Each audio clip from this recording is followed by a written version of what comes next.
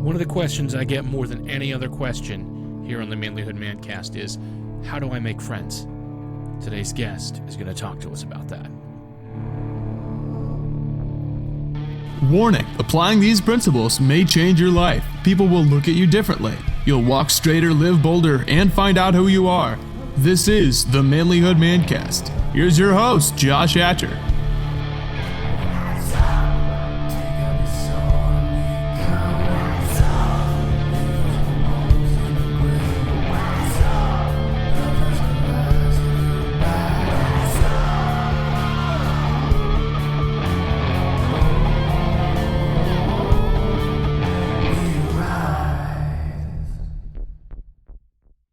Gentlemen, welcome to the Manlihood ManCast. I'm your host, Josh Hatcher, and today's guest is a fantastic guest. It's going to teach you how to build your tribe, how to build your group of friends, how to really make good, healthy friendships that'll change your life.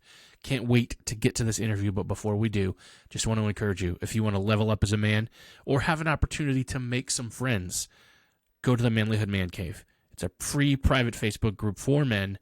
Join the group. We'd love to have you. We usually have a whole bunch of stuff we'd like to promote here. I'm just going to tell you guys, make sure you go to manlihood.com. Make sure you're plugged in the Facebook group. Make sure that you've signed up for our emails that come out, which you can get that at our website. You can sign up for that email list so that we can let you know what's going on, because we've got all kinds of stuff. Please, if you like the episodes that you're seeing and hearing here at Manlihood, leave a comment, a review, share it with somebody, leave a rating on iTunes. Let's get the word out so that we can let people know what we're doing here and why it matters. Without further ado, here's Simon Brolund. For letting me be here. I'm really excited for it. Yeah, all the way from Denmark. That's quite a... That's the span. Yeah. 6 hours, 8 hours time difference, something like that. I'm not 100% sure where it is you are, but yeah, we're in Pennsylvania, so in the middle of nowhere, Pennsylvania. But perfect. Yeah, Copenhagen, Denmark, Northern Europe. Enjoying to be here. I'm really looking forward for this conversation. It's going to be fun. Yeah, same here, man. I'm excited. Why don't you tell me a little bit about yourself and the work that you do? Yeah, I'm something as exotic as a friendship coach. There's not a lot of us around, so often people say, I didn't know that was a thing. And to be honest, it may not always have been, but in a nutshell, my wife and myself, we teach adults how to build friendships. When we were 7 years old, you just kicked a ball in someone's face and you said you were sorry, and then you were best friends, right? If you do that as adults, it's a different ball game. So yeah, I'm teaching adults the skills it takes to build friendships. There is a lot of uncertainties about what it takes. There's a lot of myth about what it is to make friends, and everyone else is making friends, so maybe there's something wrong with me, and a lot of misunderstanding, and most of all, there's a lot of shame and taboo when it comes to friendships and loneliness as adults. So that's where we try to both break down some myth, but also help adults to gain the confidence and the skills, which is what it is to build friendships. So that's a topic of particular interest to my listeners here at Manlihood, because it's actually a question I get a lot, because I'm always telling the guys, look, if you want to be the best you can be, you've got to have men in your corner. You've got to have that band of brothers. And they look at me like I'm crazy. They're like, well, I've tried that. Well, if you don't have it, then you didn't do it right, you know? Yeah, there's definitely something to that. And I think especially for us men, to be honest, we both have men and women in our program, and we tend to only get so deep in our friendships that I sometimes provocatively say that most men only have buddies and actually don't have friends, because there is a layer to get to the friendship level. To become band of brothers, there is a vulnerability level that most men neglect, either because they don't know how to, or they're afraid to actually go into the vulnerability of actually exposing yourself from the sides you don't like about yourself. Yeah, I know that's very true. Because when you think about it, like, we almost have this facade that we put up where we're like, I'm good. People ask you how you're doing, and you're like, I'm fine. Yeah, exactly. Yeah, no, it's so true. And I think there's also a problem in, let's call it a challenge instead of a problem, right? A challenge in the structure of many male groups.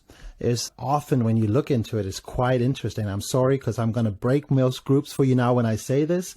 There's almost always a very certain hierarchy. When you go into a male group, you'll see the alpha, the guy who runs the show, not necessarily in a bad way, but most look towards him. And then you have the betas looking around, seeing they can be part of it. And there's this hierarchy. And it's so clear that if the alpha of a male group do not set the standard of us actually daring to talk about deeper stuff, if it's all about fist bumping and beers, not that any of those are bad, but if it's all about that and nothing else, then it's hard to make that a culture where we change it. And most men are not in a group or a hierarchy where that is actually acceptable to talk about. Yeah, and sometimes you've got to be the one to break the ice, and not everybody is going to be ready for it either. No. That's been my experience. No, definitely.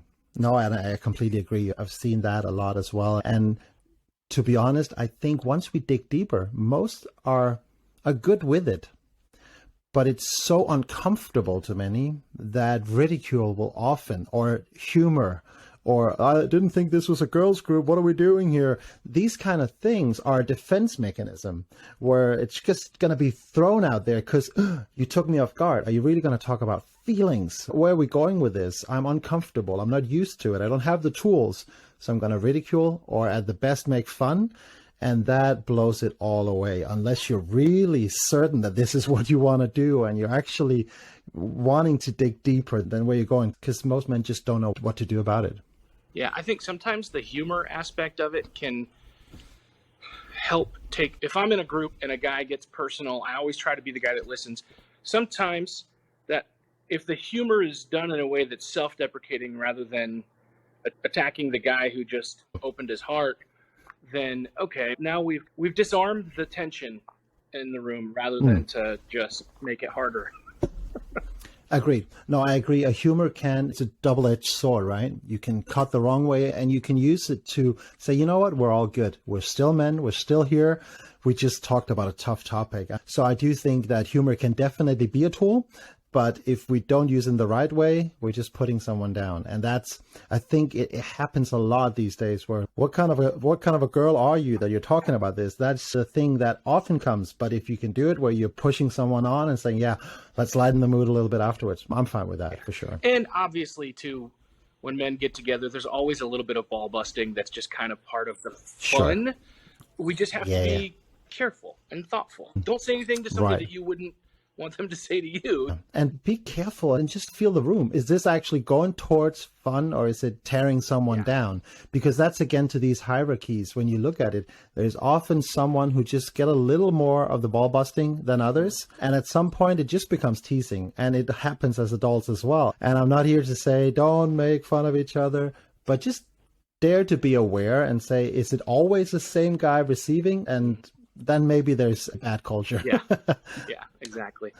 So a lot of guys that I have worked with and talked with over the years, they're at the place where I say, hey, you've really got to get some friends around you, and what I can offer with my online group and stuff like that. I might give you some connections. You might have a little bit of that, but it's still not flesh and blood, real life, and they don't even know where to start. So where do we start with this process?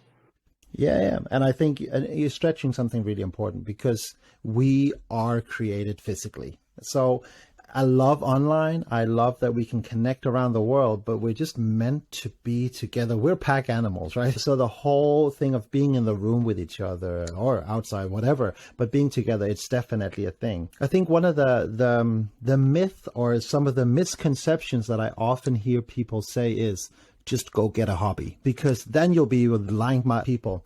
But to be honest, I think that is a mistake. You'll find that if you start singing in a choir, if that's your thing, everyone is 40 years older than you. And if you start playing football, it's hard to talk when you're out of breath. But on top of that, just because you have the same hobby, it really doesn't mean that you're connecting around anything else than that.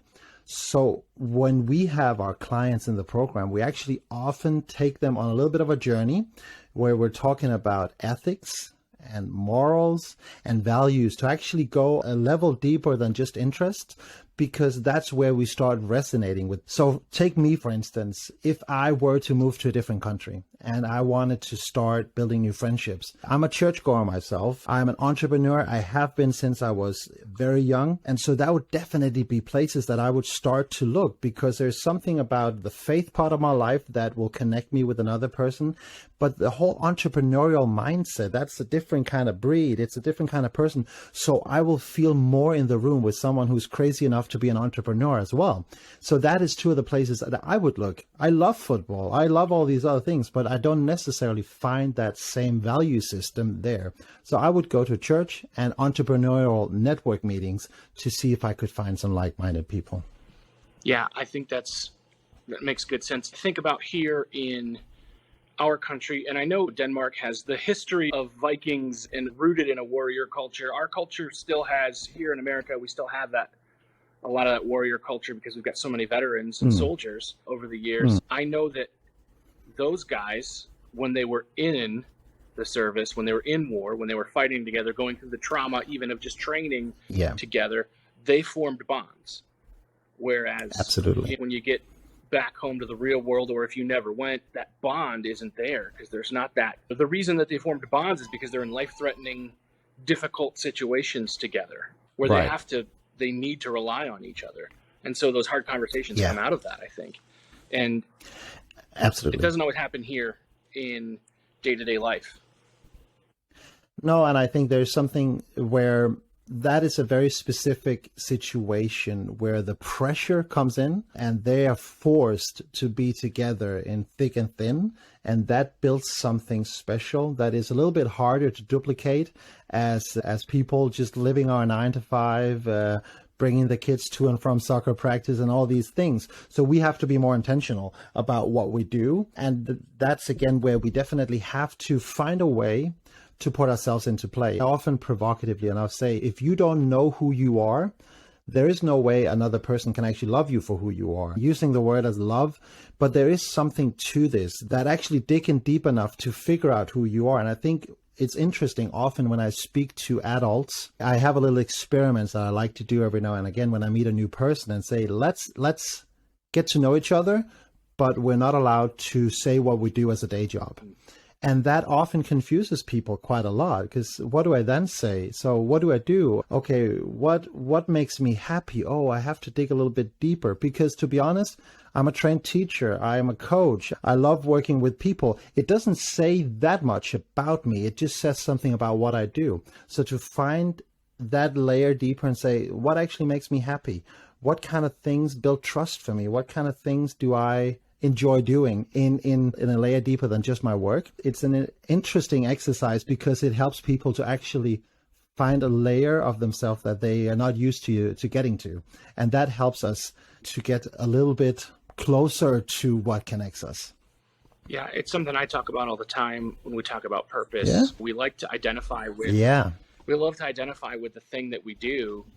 But the problem is, if I decide that my purpose, because the thing that I love to do is to be a runner, which it's not. I don't run unless there's something chasing me. But if that's what I identify as, and I hang my hang my hat on that hook of identity on something like that, what happens if I get in an accident and lose a leg? That's not who I am. So you have got to get deeper into who you are.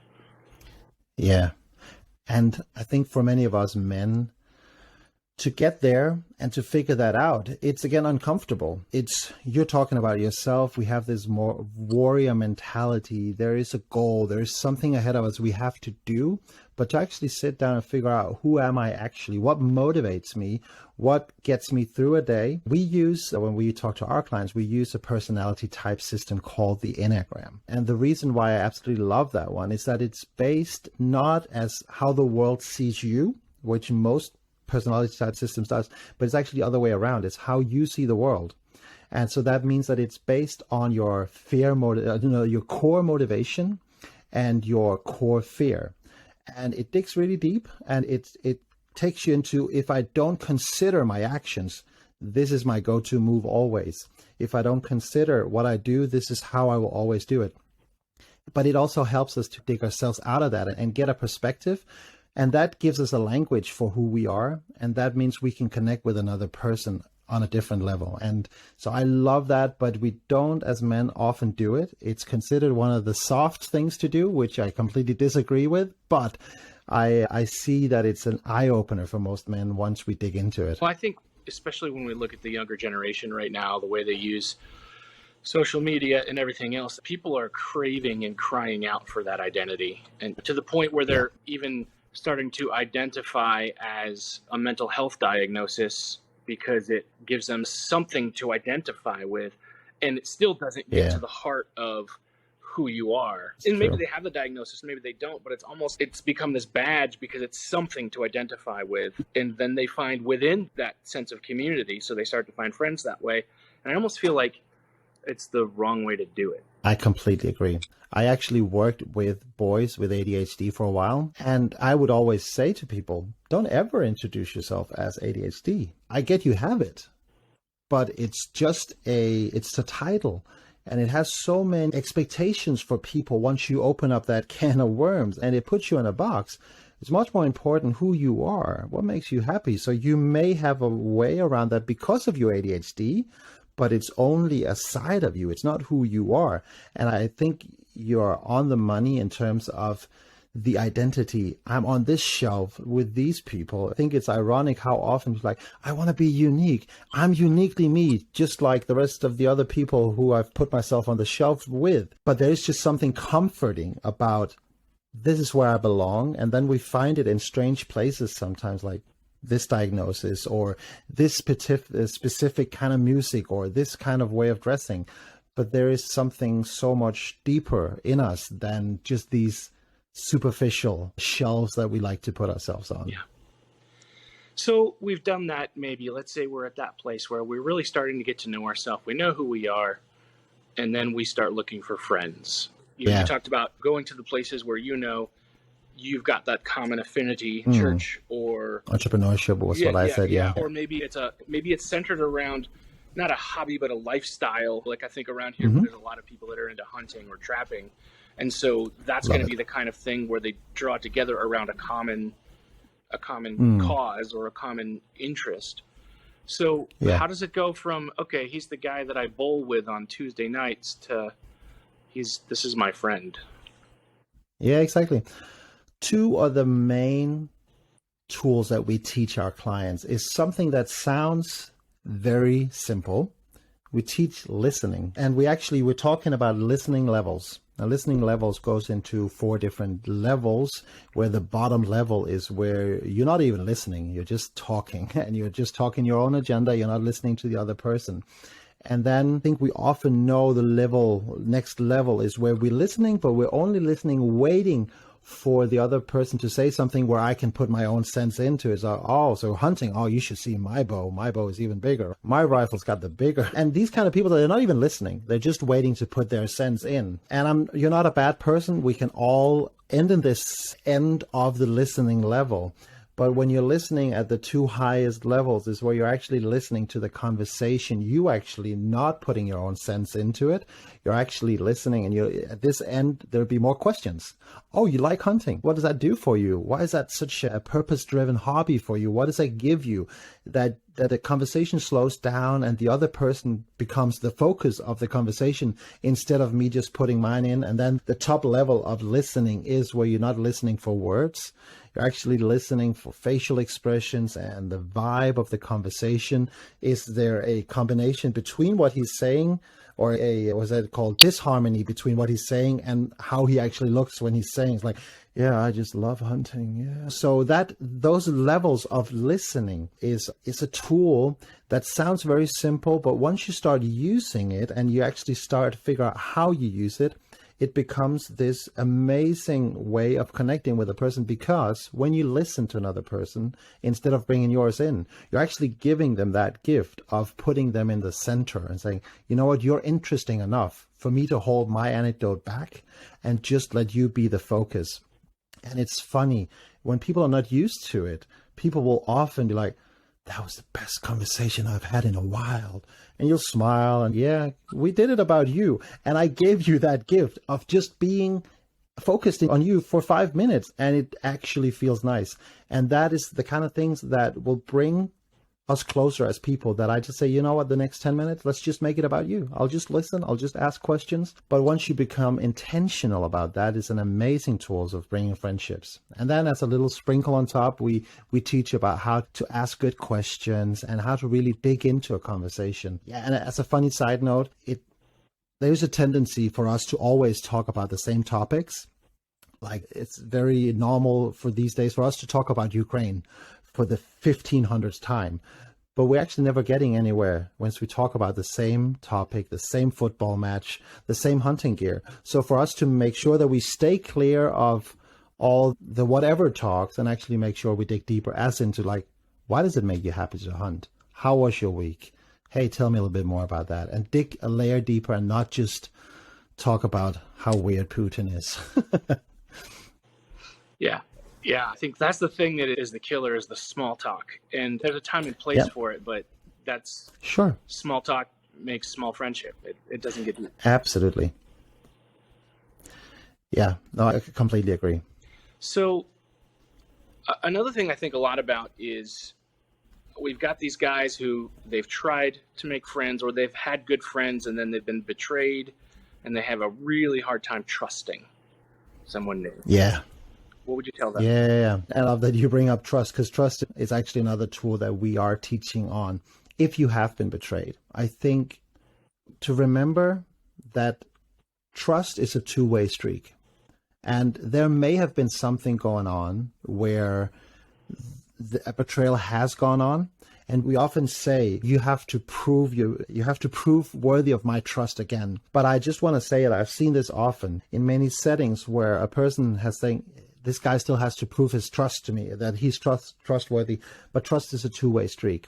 And it's so important that, like in anything else, that if you do not decide to forgive and forget, then the trust will not be rebuilt, because you have to decide to give the person that space again. So it has to be up to you to do it. And on top of that, if you don't forgive and move on from it, you will give that other person a spot in your mind that there should be no room in there for them. If the betrayal was so deep that you cannot get a relationship again, still forgive them and move on so they don't take up space in your mind. Because for you to be bitter and for you to be caught up in it, that only brings you down. But yes, so having that trust and building the trust, first off, you have to give it back. But then to be vulnerable enough to actually say, you know what you did back then, that actually caused a hurt in me, or it pissed me off, or whatever language you're comfortable with.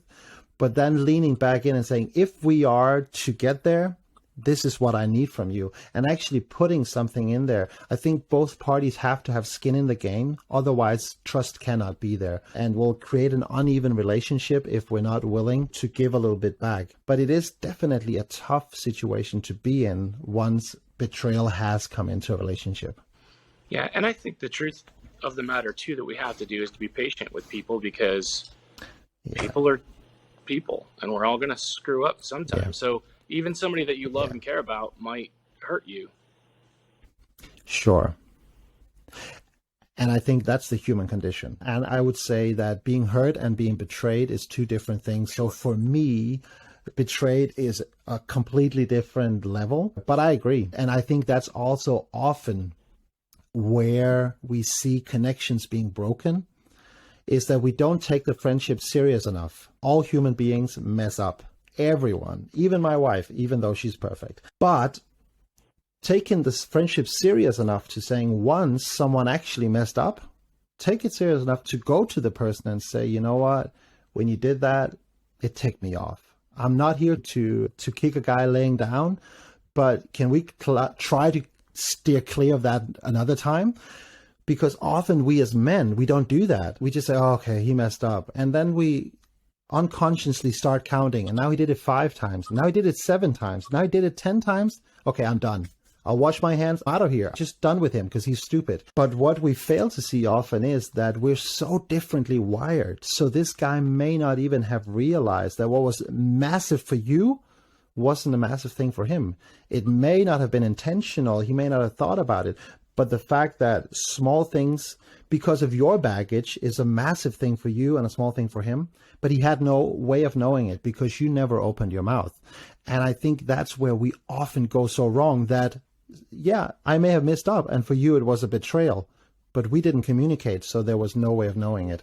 And I think that is where the communication part and the being vulnerable is so important, to take your friendship seriously enough that you are actually going to take that tough talk and say, you know what, let's talk about what happened last Friday. Yeah, I think that's something that we need, is that ability to go back and forth and to think of the phrase iron sharpens iron. If we're not able to challenge each other on the things that we need to work on. So if I'm not able to tell my friend, dude, if you don't start brushing your teeth, I can't stand closer than 5 feet from you. And he needs to be able to tell me, you need to stop swearing so much in front of my kids or whatever. Yeah, come on. Yeah, and if we don't do that, how can we know? How can we get better? Like we have to be able to give it and receive it, right? Absolutely. And I think that's so important. And I love that, saying we have to be able to receive it, but we definitely have to be willing to toughen up and give it as well in the loving way. And we don't just go around bashing people over the head, but it's love when you actually look at a brother and you say, you know what, I see this. And I think staying curious at the same point and saying, you know what, I see this is what I think it is. Can you help me explain it? Because you may see it in a different way. Being curious as we go towards saying, what's up with that? Can we have a talk just man to man? And being curious and being loving in it.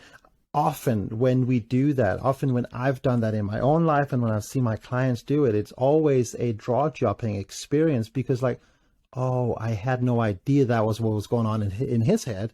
I thought it was like this, and he had a completely different experience. Yeah, when we assume what other people are thinking or feeling, we know what that does. Yeah. Yep, exactly. And it's catchy, and it's a phrase for a reason, because it's true. Yeah, exactly.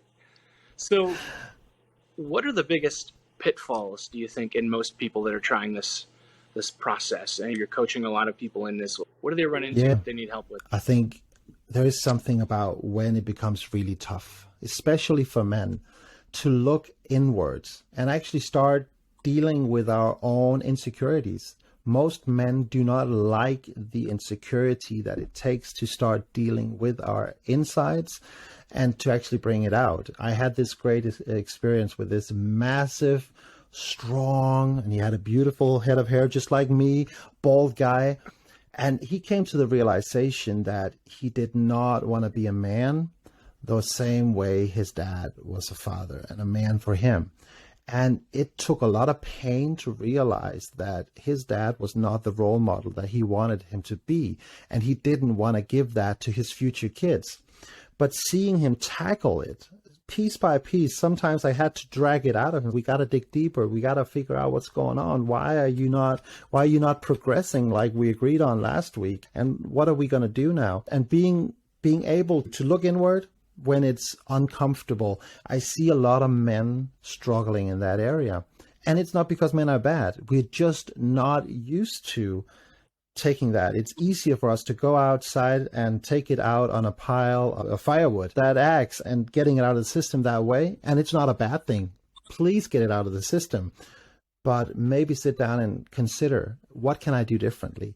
What's my one step? And I think so often we see the chasm between what is and what could be, and we feel like we have to jump that 2.5 miles to get there, when in reality it's just one step.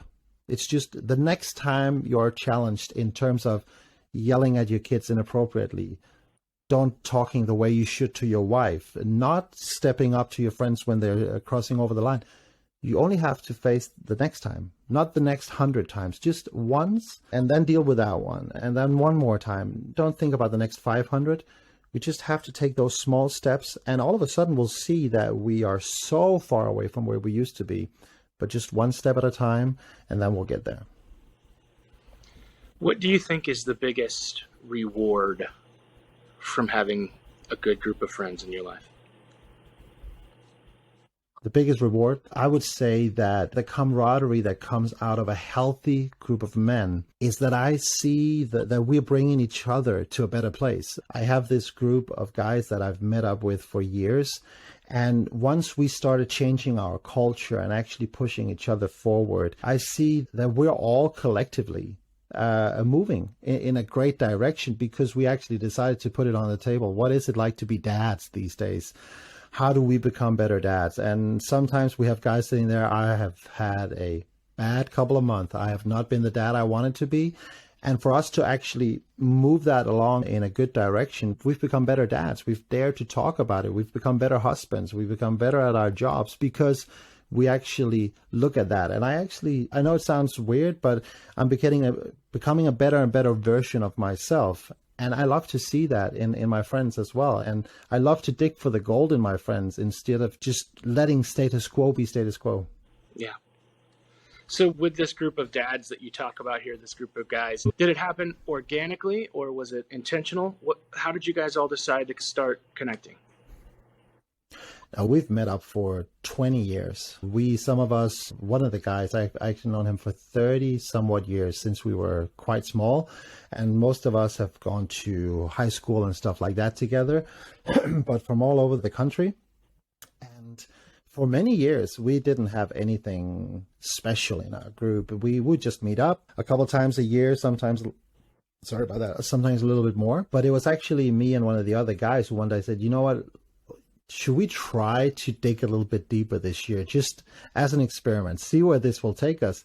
And so my friend said, yeah, I want to do that. Let's go for it. And he proposed at a Christmas party, you know what, let's just take a round and say one thing each, kind of Thanksgiving-y, that we've been grateful for this year, and one thing that's been tough this year. And that snowballed it. And when he proposed it, people were giggling. Yeah, sure, let's do that. Let's start knitting as well. But then we started doing it, and it became an amazing talk. And for a month after that, people were like, that was my highlight evening of the year. It was my best gathering for a long time. And since then, it's become this tradition that we did it, but it was definitely intentional, and it was definitely a move towards let's do something different than what we've always done. And I'm really grateful that we did that, because it was definitely an eye-opener for me myself and in my journey of how I used to be with my guy friends and how we want to be together.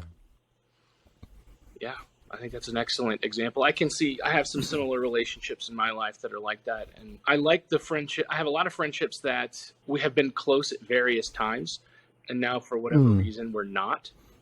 I like that if you do a good job with those friendships, when you fall away, then you can pick up where you left without a lot of having to start all over again. And that usually only works if you build a good friendship to start with, because the people you start with aren't the ones you end with. Definitely not. Yeah, no, and I agree, but it takes some intentionality as well when we're too far away from each other, and making sure that we dig into that depth. And again, I think it's also about framing the friendship. I actually have a good friend. We live fairly close to each other, but we only see each other every 4 to 6 months. And we're very intentional about that. We know we've got full lives. He's got a couple of kids that take up a lot of time and a big career, where it's okay. That's where we are at. We've actually made a decision to say, let's never, when we're together, say, so what's happened since last time? Because then we just spent 3 hours catching up for a month of things that may not be relevant anymore. So we actually made this little rule, never catch up on that. We can send each other text and stuff like that, and we'll talk on the phone when we need to. But when we're together, we'll never catch up. We just want to dig deeper straight away. And it was a little bit weird the first time we did it, but then it's like, this makes sense. We want to be here. We don't want to spend 3 hours catching up. And I think there's a lot about framing it and just being intentional. What's important and what will just be fill into the conversation instead of actually bringing out the gold that we want. One of the things that I think good friends do is have fun together. Yes. So what do you do Agreed. with your friends to have fun? Yeah, we were actually we went to a summer house this weekend, a cabin, and all kinds of stuff. We had it's called a wild man, like a hot tub, but it's fueled with bonfire and stuff inside the hot tub. So we had that, and actually one guy brought, what's it called, AC cars, remotely controlled cars. And we made a whole area outside in the park. We like to go out and play some football and just hang out. We get some good food and play some games and just hang out as guys like to do. We definitely want to do something where we're together and just good food, good time, and spend a weekend together. That's definitely my highlights when we get together. Awesome. So let's talk about another thing that I know is an issue for some of the guys that I have worked with and see is, what do you do when your spouse isn't on board with you going and hanging out with the guys? And I know that is another whole rabbit trail, but how do you work with that situation? Yeah, I think it's a tough talk that is a must to have. Of course, I wouldn't go every other weekend. That would just not be responsible in terms of family life and everything. But sitting down and having the talk and talking about what fuels you as a man, what makes you feel alive. My wife is quite remarkable in that sense. I think she realized it before I did, that for me to go on a skiing trip once a year, to do something where I feel like I'm almost dying, to make me feel alive, is something that just fuels me in a way that I become a better dad when I come home. I become a better spouse when I get to do some of these stupid things, hitting my head against some log somewhere in the forest and feeling alive in a different way. And the whole talk of we are different as men, we're different as male and female, and understanding that and having that talk with her and saying, okay, how can you set me free to do this? I might be able to set you free to do something else because I become a better version of myself when I come back. And firmly believe that's the case. At least it is for me when the weekends are with the right kind of content. Yeah, and I think that if we work to maintain trust with our spouse and have that good relationship, she'll be open to trusting. And if there's a reason that she doesn't, then that's something that you need to work through or find and get help, I imagine. 100%. And if that's the case, then that's what you got to talk through. And if there is some baggage there, then that's a different kind of story. But it's still something that has to be dealt with.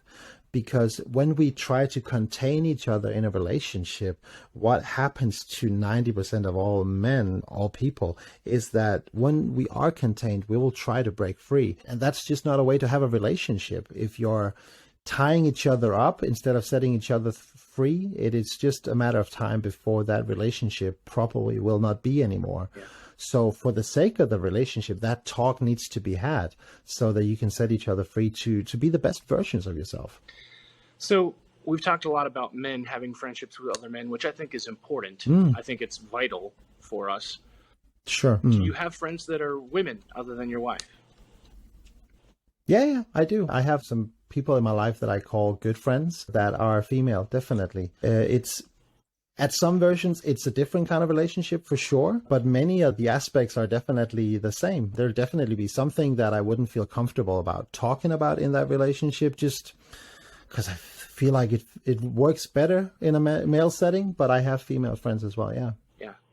Do you find that you have to be in that same guard? You have to maybe be guarded a little bit to make sure that doesn't become an inappropriate relationship at all?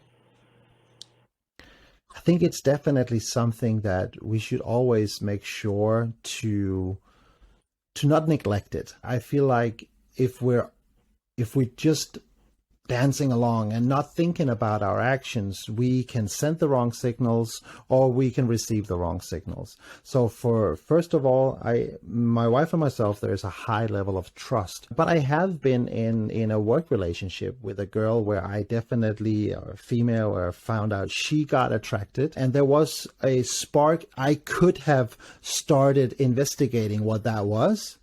Or I could just say, you know what, that is not a road I'm willing to go down. I'm just not going to go that way at all because I have one lady in my life like that and she's the one for me. So to protect that, I had to tell her, I don't think this is going to be us. And that was a tough talk. And she started saying, I overreact. And I'm like, you may be right. I'm just not willing to take that risk. And for me, I'd rather stay 5 steps away from that than going too close to it, because it's just not an option for me to go down that road. I think I like the way you said that, 5 steps away rather than too close. It's better to stay away from the cliff than to accidentally or carelessly fall off it. Absolutely. Yeah. I like to ask all my guests a handful of questions. This has been a really enlightening conversation so far, so I'm looking forward to your answers to this. Likewise. Simon, what does it take to be a man? I think it is so important that we step away from what manliness used to be. And I'm not saying that the values of the strong man are irrelevant, but I think we have to step away from that. So I think it actually takes a courage to be true to yourself, because manliness is just as unique as every single man is. And so manliness has to be of knowing yourself enough to dare to be your true self. And that is a cliche if you listen with the wrong ears, but there's so much depth in it, and just daring to be you and daring to explore what that is manly in my head, and being willing to take those curious steps towards finding your true self, that is dead manly in my book. Excellent answer. Simon, if you were to run into the 10-year-old version of Simon, what do you want him to know? Yeah. I would probably give him a massive wedgie and ask him to go down and just be calm. I've been too busy living 5 steps ahead my entire youth. Telling him to just enjoy what you're in right now, enjoy the present, see the beauty in this instead of always being a month ahead, a year ahead. I would definitely tell him to slow down and enjoy where you are. Now, would 10-year-old Simon have listened? No, he would have given me a wedgie back. Yeah, for sure. Or he would have tried at least, yeah. No, but I think I would have loved for someone to tell me, because I was all over the place. Do you live that out now? Is that how you're trying to live your life now, or are you still struggling through that?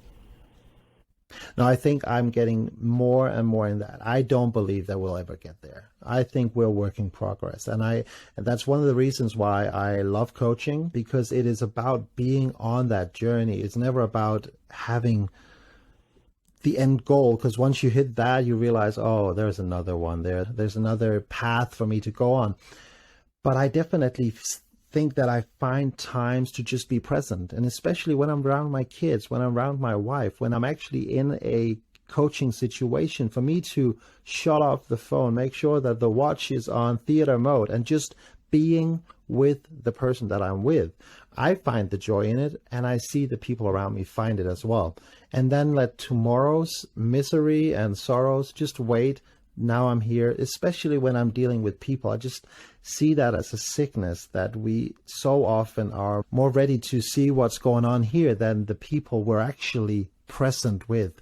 And I would love for us to be more focused on right now. That's really good. Simon, what's your best advice for the men listening? My best advice right now.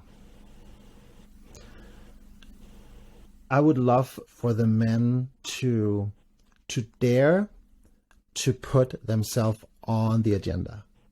I would love for men to realize that we become our best version of ourselves when we actually also prioritize ourselves. I see so many men being caught up in building the best life for their families and doing what a real man is supposed to, but prioritizing that some me time where I recharge, and I then is a key factor that you have to be charged up for you to give something away. Yeah, I actually think about that a lot, because how often we don't always realize that we're not doing that until we get that empty battery, and then you're trying to function Exactly. And you can't. And I'm speaking to myself as well. Yeah, I'm definitely hearing that. I've done that lately. I think I've been in this phase of go, and a lot of what I'm doing, it can benefit me. But yeah, dude, that's some really good advice. I'm taking that today. I love it. So if our listeners want to know more about the coaching that you're doing, if they want to get plugged in with you, what's the best way to make that happen? Yeah, come find us on Instagram. We are just called Simon and Helene. So that's SIMON, Simon, and AND, Helene with an E in the end. So that's HELENE, Simon and Helene. on Instagram. And then in our link tree, there's descriptions on how to book a call completely, come and chat with us, or find our website and so on and follow up with us. We'd love to chat with anyone who wants to, just curious about what's going on. Yeah. I'll make sure to link that in the show notes for our listeners too, so they can click through and check perfect. it out. Yeah. Simon, I really appreciate the conversation today. This has been good stuff. I think Likewise. it'd be cool to have you on again sometime, so I'll keep you in my Rolodex. Absolutely. I love that. Let's talk about manliness. I think we should. Yeah, awesome. Thank you again, man. Thank you. Simon, thanks so much for being on the show with us. I really appreciate your insight, and I hope that it's helpful to our audience. I'm sure it will be. Guys, make sure you check out the show notes for the links to his stuff. I really love you guys. I'm glad that you take the time to listen and that you interact with us. Again, go to the Facebook group. It's the Manlihood Man Cave. We'd love to have you there. All right, guys, I love you. I care about you, and I'll see you next time. If you want to be a better man, check out our website, manlihood.com, for blogs, videos, and more from our Manlihood team. And you can also join our private Facebook group, Manlihood Man Cave, where you can meet up with a band of brothers who will challenge you and help you on your journey of manhood. This episode is produced by Hatcher Media for manlihood.com. Be sure to subscribe and leave us a review on iTunes, YouTube, or wherever you're listening to the show. Tune in again for more of the Manlihood ManCast.